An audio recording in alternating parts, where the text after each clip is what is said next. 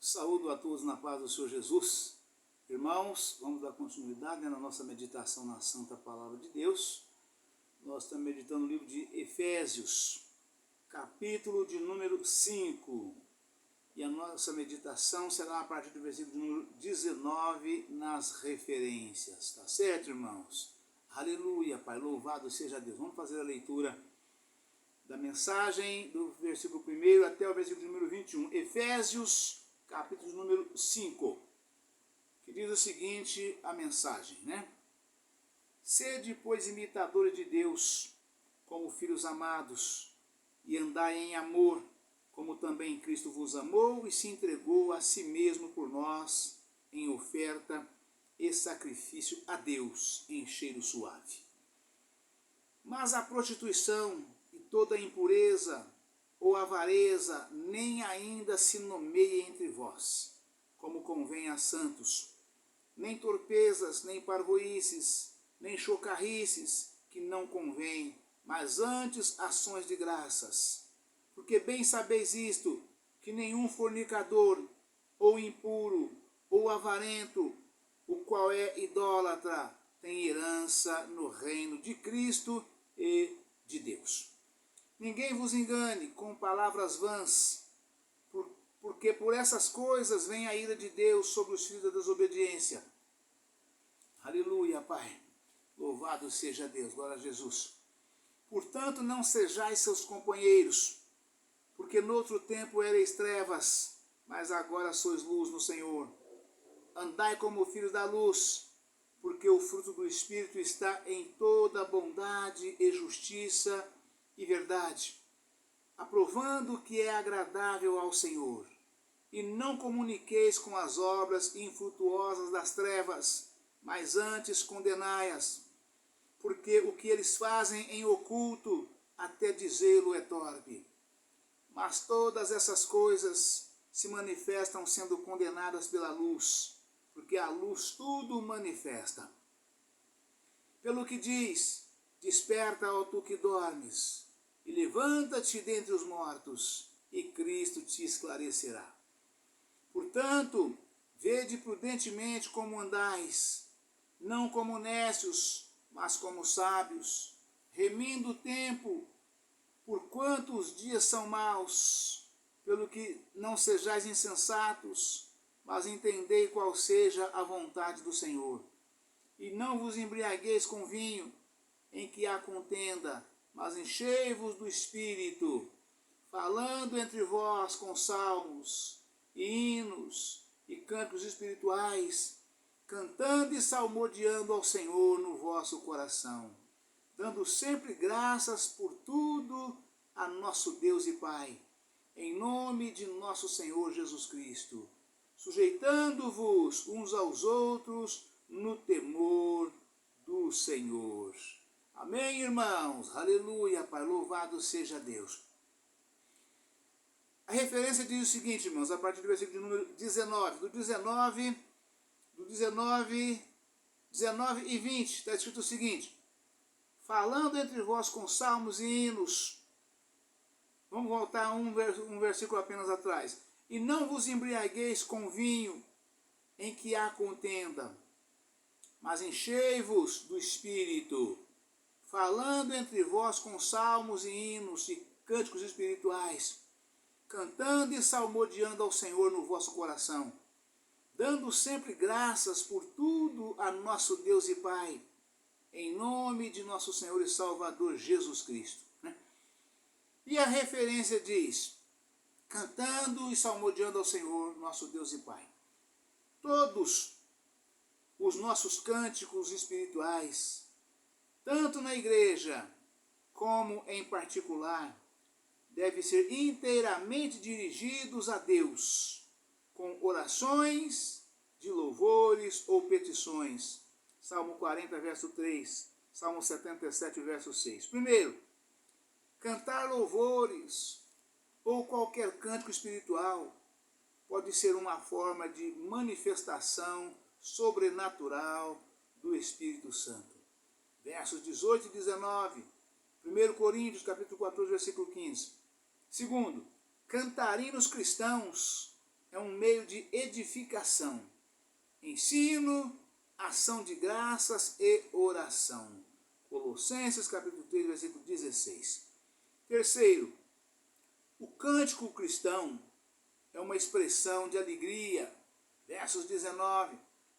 Quarto, o propósito de cantar hinos ou cânticos espirituais não deve ser passatempo, nem exibição de talentos individuais, mas adoração e louvor a Deus.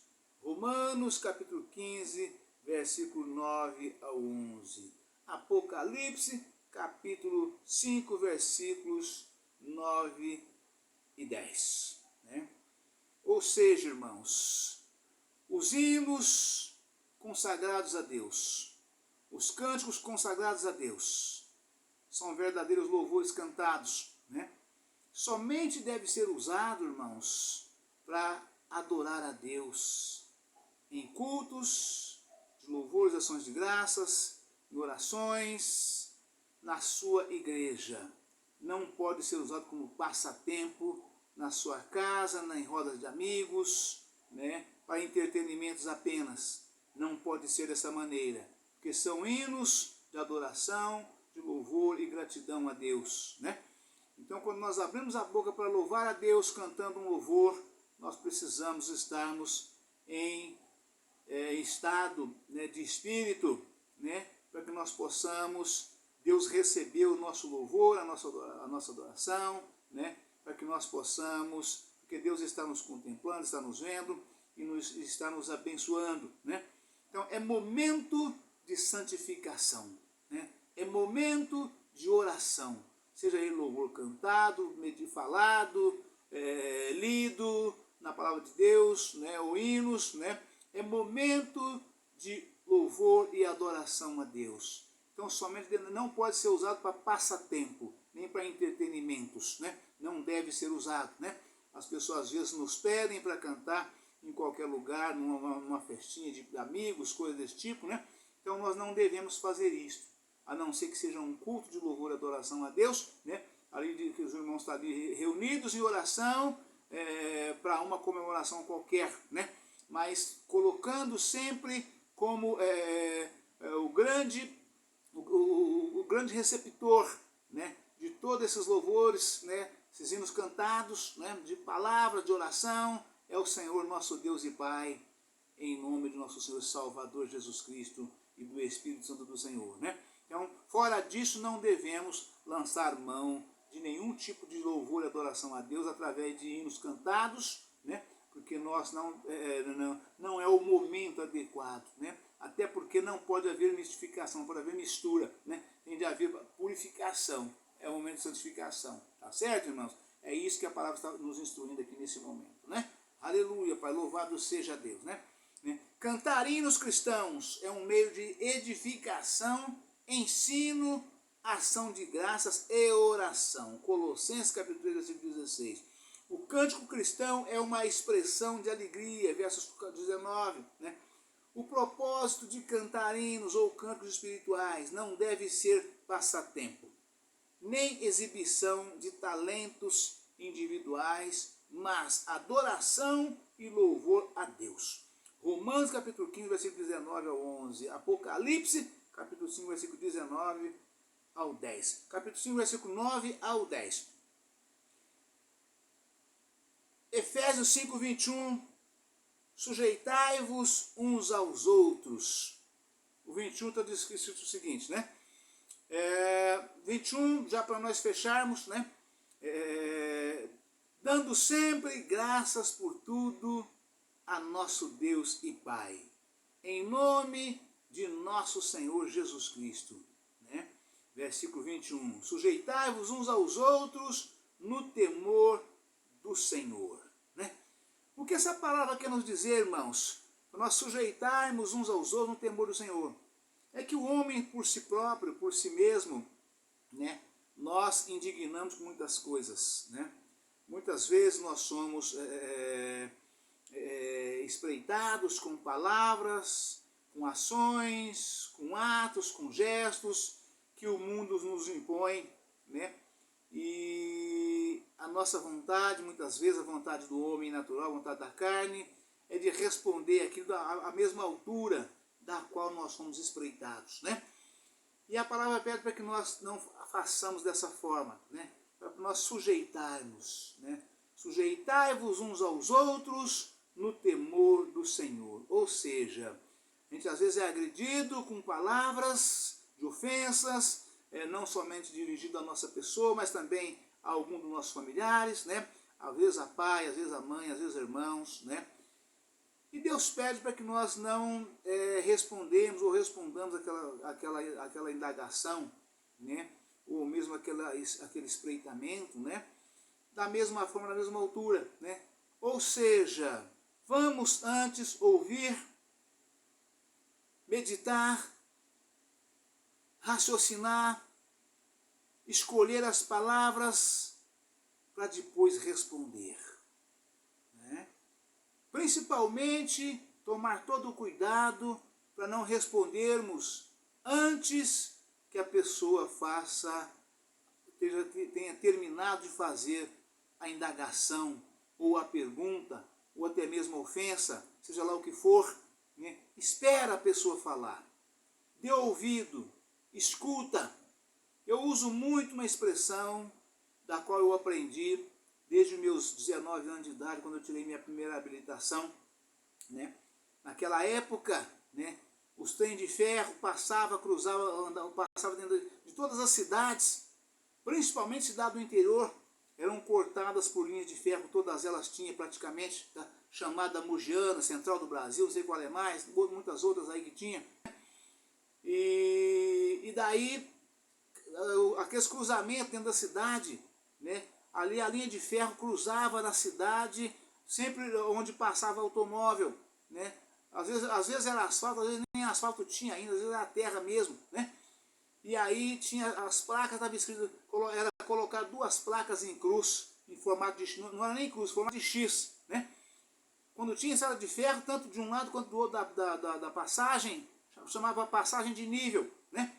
E aí tinha lá escrito naquelas 2 placas em formato de X, deitadas, né? Escrito, né? Pare, olhe e escute, né?